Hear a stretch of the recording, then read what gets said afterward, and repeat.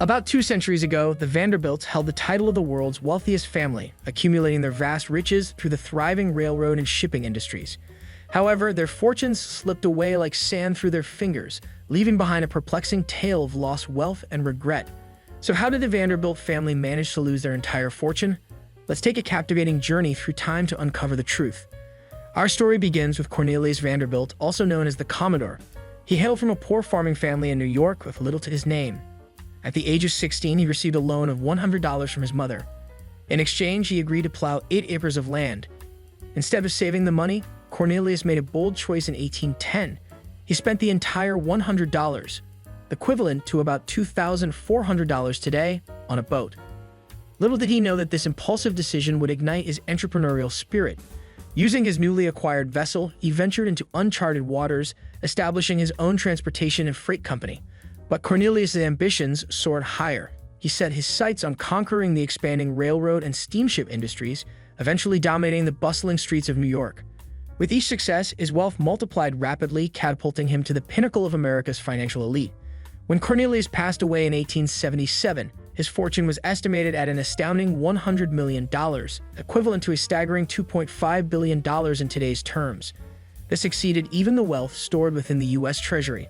It's said that the Commodore shared some wisdom with his oldest son, Billy Vanderbilt, telling him anyone can amass a fortune. It takes a person of intellect to preserve it. Billy took his father's advice to heart and managed to double the family's wealth before his own demise in 1885. However, the subsequent generations of Vanderbilts faced a different fate. They would witness the rapid decline of their fortune. Inheriting the majority of his father's wealth, including an 87% stake in New York Central, Billy Vanderbilt's heirs seemed destined for even greater success. Sadly, their story takes a somber turn. Although Billy had expanded the family business successfully, the father and son were starkly dissimilar in character and approach. In Arthur T. Vanderbilt U's book, Fortune's Children, The Fall of the House of Vanderbilt, the stark differences between father and son become apparent. Billy Vanderbilt had a more cautious and compromising nature compared to his aggressive and money-driven father. While he wasn't as ambitious, Billy was fixated on safeguarding their wealth, meticulously scrutinizing expenses.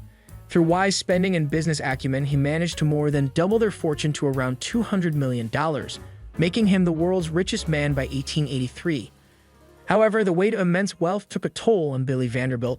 The constant worries and responsibilities associated with money burdened him.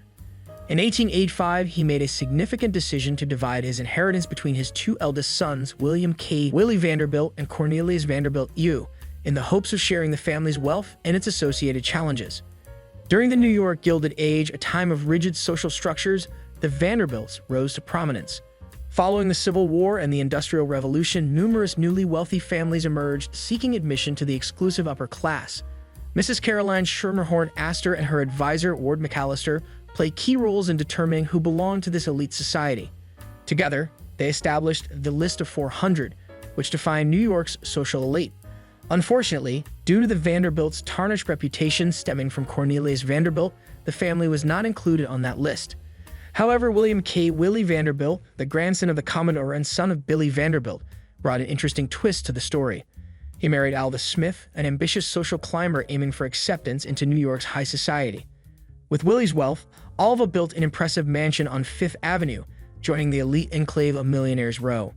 To solidify their status, they hosted a lavish ball estimated to cost over $250,000, more than $6 million today, which helped them secure a spot on the list of 400 in March 1883.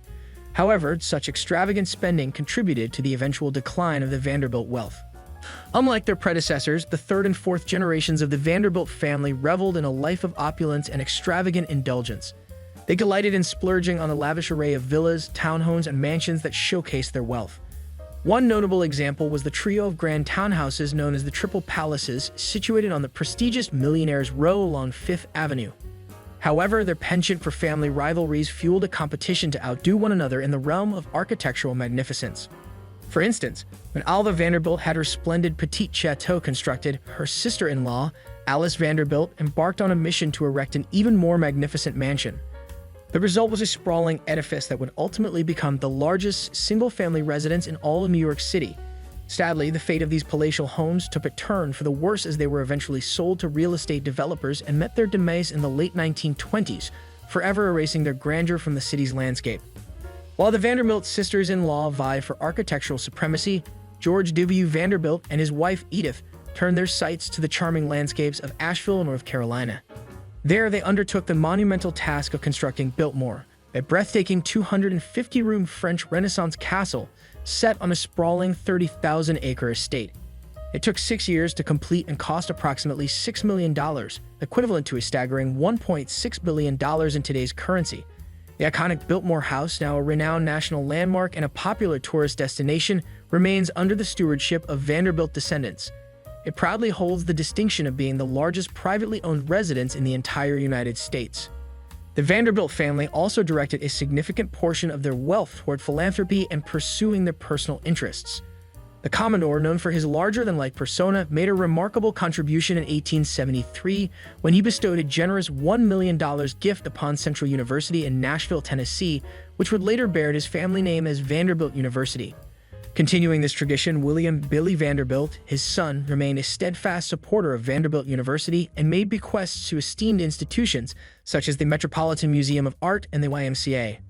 Notably, 3 of Billy Vanderbilt's sons left a lasting legacy through their philanthropic endeavors.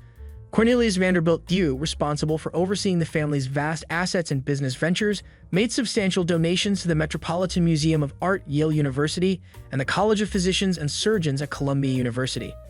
Meanwhile, William Vanderbilt, his younger brother, initially played a key role in managing the family business until 1903, when he handed over the reins to another company. From then on, he dedicated his energy and resources to pursuits that encompassed sporting events, cultural patronage, yacht racing, art philanthropy, and even took on the management of the esteemed Metropolitan Opera. The youngest Vanderbilt's Cheyenne George made notable contributions to prestigious institutions such as Columbia University, the American Fine Arts Society, and the New York Public Library. However, he played a limited role in the family's financial affairs and business enterprises. The Vanderbilts, particularly the Commodore, amassed their vast fortunes during an era of minimal economic regulation. They achieved unimaginable wealth by exerting control over entire industries, immune to the impact of limits or taxes on their holdings. Yet, as the 20th century unfolded, the landscape changed. There emerged a growing demand for expanded public services, coupled with the advent of a world war that lowered trade barriers. In response, the U.S. government, seeking fresh sources of revenue, formally instituted modern estate, gift, and income taxes. These new taxes had an unforeseen and sudden effect on the Vanderbilts' wealth and inheritances, making it increasingly challenging for them to sustain their extravagant lifestyles. The burden was exacerbated when the Great Depression struck. Forced to adapt, the Vanderbilts faced the necessity of finding alternative means to maintain their opulent existence and vast estates. As a result, in 1930, Biltmore Estate opened its doors to the public, aiming to boost local tourism and generate income to preserve the estate. The combination of excessive spending, a lack of focus on increasing their family wealth, and the impact of taxes and economic downturn hit the Vanderbilts much harder than their affluent counterparts, who weathered the storm more comfortably. Alfred Gwynne Vanderbilt, the third child of Cornelius Vanderbilt II and the great-grandson of Billy Vanderbilt, held the prominent position of being the main heir of his father's staggering $72 million fortune. Despite being the third eldest son, he was regarded as the family member best suited to manage the family's riches. Unfortunately, tragedy struck when Alfred perished at the age of 38 during the sinking of the RMS Lusitania on May 7, 1915 by a German submarine during World War I. This untimely passing meant that his wife and young children received their share of the family wealth before it had the chance to substantially increase under Alfred's capable stewardship. Reginald Claypool Vanderbilt, the great-grandson of the Commodore and younger brother of Cornelius Vanderbilt I.E. and Alfred Vanderbilt, played a minimal role in the family's business endeavors as the youngest son. Reginald made no significant contributions to the Vanderbilt family's wealth. Instead, he squandered his own inheritance through gambling and excessive drinking until his untimely demise. There are numerous tales that vividly depict Reginald Vanderbilt's reckless and extravagant lifestyle. On his 21st birthday, he squandered $70,000 playing poker, a staggering amount that paled in comparison to the $15.5 million inheritance he had just received. Even when his physicians warned him at the age of 42 that his drinking habits were jeopardizing his life, he obstinately persisted. Not only did he disregard the medical advice, but he also made the impulsive decision to marry Gloria Morgan, a 17-year-old socialite. Tragically, Reginald succumbed to liver cirrhosis a few short years later in 1925 at the age of 45. Reginald's reckless behavior had dire consequences as he had frittered away the majority of his fortune.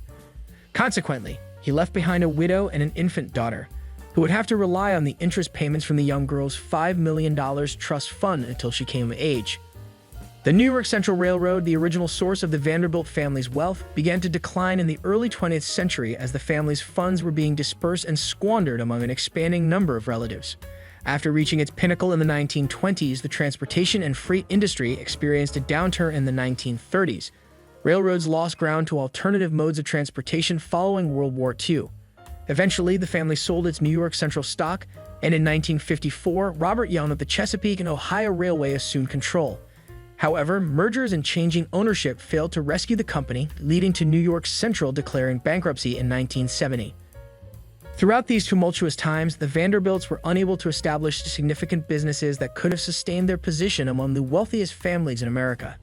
When Reginald Vanderbilt passed away in 1925, he left behind a newborn daughter who would grow up to be Gloria Vanderbilt, a renowned fashion designer, writer, artist, actress, and socialite, best known for her jeans in the early 1980s. Raised by nannies in France due to her father's untimely death and her young widowed mother's distant presence, Gloria had scant knowledge of her Vanderbilt family heritage or the wealth she would eventually inherit. Despite Gloria's apparent success in the public eye, she made it clear to her son, news anchor Anderson Cooper, that there was no substantial trust fund left for him to inherit, as reported by the Los Angeles Times. By the late 20th century, the Vanderbilt family fortune had dwindled to almost nothing, a stark contrast to the era when the Commodore had surpassed his father as the wealthiest man in America and his son had become the richest man in the world. Gloria Vanderbilt passed away in 2019, leaving behind an estate valued at approximately $1.5 million, far from the public projections of $200 million. Nevertheless, the legacy of the Vanderbilt family continues to captivate our fascination. If you enjoyed this video, give it a thumbs up and leave a comment with your thoughts or questions. Don't forget to subscribe to our channel for more captivating stories about influential families. Hit the notification bell to stay updated. Thanks for watching and see you in the next video. Stay curious and take care.